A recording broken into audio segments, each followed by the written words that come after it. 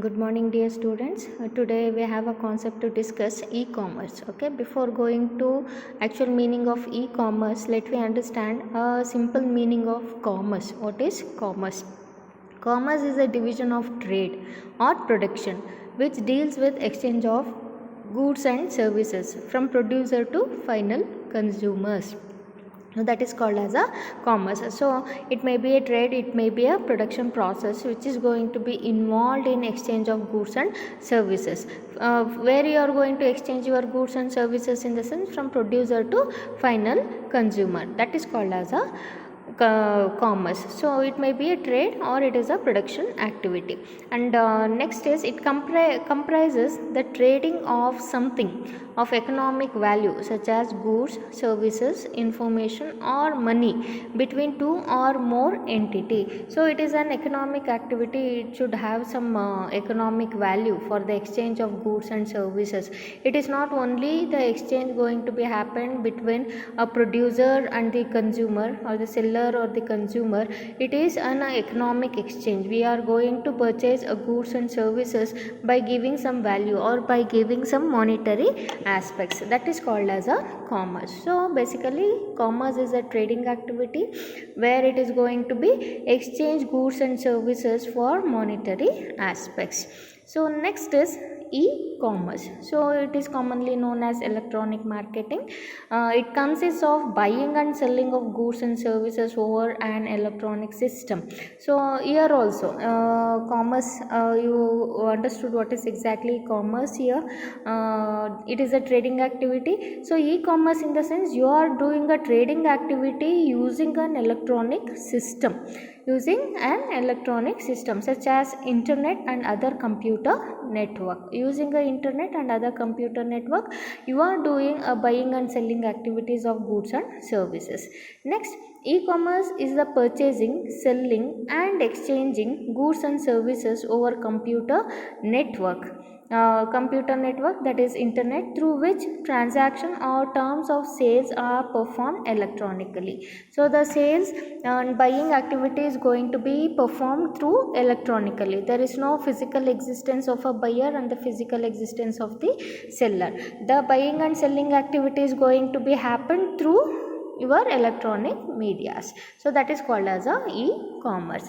Next, it is just a flow chart of your traditional business actually. So manufacturer unit, distributors, wholesaler, retailer and the customers, they are going to process their buying and selling activity using advertisements. So there is a traditional business, so where the manufacturer sometime may not meet his customers ultimately, and they will be having a different level. It may be distributor, wholesaler or the retailer, and then a customer. There is a gap between manufacturer and the customers. So they are going to be having a connection between customers and the manufacturer through advertisement. That is also only 50%. Direct selling means company to customer. So the company will be knowing their actual customers. So that is called as a direct selling. So traditional business, you know that different layers are there, different levels are there.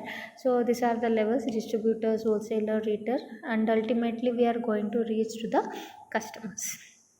Next is why use of e-commerce. There are some benefits. It is low entry cost compared to any other media like advertising, personal selling, public relation and everything. E-commerce having its own benefit. Any companies, any size of a company, low level entry cost will be there. Building a website, if you go for advanced designing and all, of course it is a costly thing, but entry level cost is very less. And next is reduced transaction cost. Transaction in the sense how we are going to do in a actual traditional business process. The same thing is going to be happen, but it is in a customized way. In that customized way, the cost of transaction is going to be reduced. And access to the global market. The boundary of the market or the limitation of the market is not only to the domestic level. The globe is the limit here. So you can meet your customer all around the globe. And next one is a secure market share. A secure market share in the sense how you want to become a, like if you remember online marketing, so some companies names you are going to remember, like Amazon, Flipkart, correct, so Amazon, Flipkart, you are going to remember. Why you remember such kind of sellers in the sense, it is because of the market share and the services provided by those companies. Next is the process of e-commerce. You people know that how we are going to make a purchasing activity through online, but still I give a glimpse on that. Consumer use web browser to connect the home page of the merchant's website on the internet. They'll be having, nowadays they'll be having their own apps. Actually, the consumer browse the catalog of a product featured on the sites and selects items to purchase, and is going to browse. How to do the purchasing in online. So there will be browsing of products in a catalogs, and when customer is ready to complete the purchase of the selected item, they provided bill to and ship to address for purchase and the delivery. So you need to provide a address where need to be get delivered of your product and services. The address is need to be provided.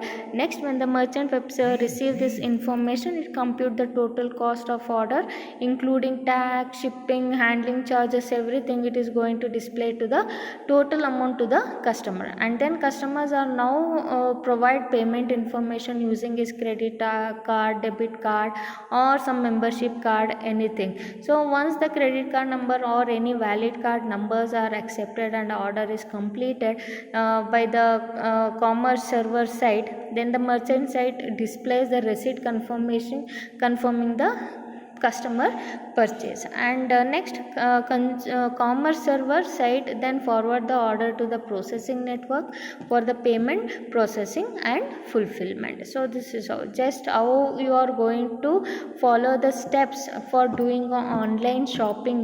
The same steps you can write for this e-commerce process steps also. So the order placing, buy to cart, everything you can add here. There is no such standard rules for process for e-commerce actually. So online shopping, whatever you are going to follow the process, especially in Flipkart, especially in Amazon, you can quote an example for that. Okay, so next is types of e-commerce. So we are having a 4 types of e-commerce here. First one is business to business, B2B. People are basic things you are aware about this. B2B stands for business to business. It consists of a large form of e-commerce. This model defines that buyer and seller are two different entities. So two different entities here. So business to business, you are going to do a business activity, means buying and selling activity. It is not for the individual customers you are targeting here. It is a different entities, separate entities. Okay, so that is called as a B2B model of e-commerce. Next is B2C, that is business to consumer. So the basic concept of this model is to sell the products online to the customer. So the business directly selling to the customer. There is no intervention of any wholesaler, retailer or the commission agent. So the business is directly selling to your customers. So take example of your again Flipkart, Amazon. Nowadays we are having many .coms for doing your online shopping. Next one is business to employee, that is B2E. Electronic commerce uses an intra-business network which allows company to provide product or services to their employees. So here the name itself tells that it is a intra business, the business providing a facility for their employee to get some product and services. So typically company use business to employee network to automate employee related corporate process. So that facility is going to be provided in business to employee. And the last last one is customers to customer or consumer to consumer. It's not customer to customer, it is consumer to consumer. So there is a lot of difference between customer to customer and consumer to consumer. Customer is not a end user, okay, he may purchase a product for reselling purpose also, but consumer is a person who is ultimately consume the product and services. So there is a lot of difference. So consumer to consumer, we are having many sites offering free classifieds, auctions and forum where individual can buy and sell. Thanks to online payment systems like PayPal, where people can send and receive money online with easy. And consumer to consumer, we are having OLX, eBay auctions. So where here the customer can place their own products and give a open chance for any consumers to make a purchase, and they will be exchanging a money. That is called as a consumer to consumer concept. Okay, so this is just introduction of e-commerce, what is exactly e-commerce types, and why e-commerce is very much necessary. So in next class we are going to discuss various advantages and disadvantages of e-commerce. So any dates, you have any doubts, if you have you need any clarity, always ping me, so we can have a revision classes or discussion classes. Thank you all.